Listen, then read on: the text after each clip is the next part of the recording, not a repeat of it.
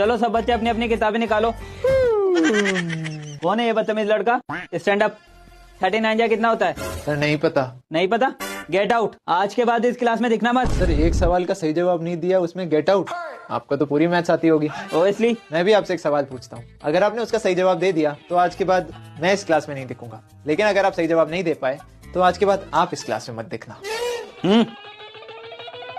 Sir सवाल है, मान लीजिए मेरे पास है 50 रुपए, ठीक है, उसमें से मैं 20 रुपए खर्च करता हूँ तो बचे कितने? 30 रुपए। अब उस 30 रुपए में से मैं 15 रुपए खर्च करता हूँ तो मेरे पास कितने बचे? 15 रुपए। अब उस 15 रुपए में से मैं 9 रुपए खर्च करता हूँ, 9 रुपए, तो बचे कितने? 6 रुपए। और अगर अब मैं उस 6 रुपए में से 6 रुपए को खर्च करता हूँ तो बचे कितने? 0 रुपए। लेकिन इसका जब हम टोटल करते हैं तो आता है 50 और इसका टोटल करते हैं तो आता है 51। तो सर बताओ ये 1 रुपए आया कैसे जब मेरे पास टोटली 50 रुपए थे?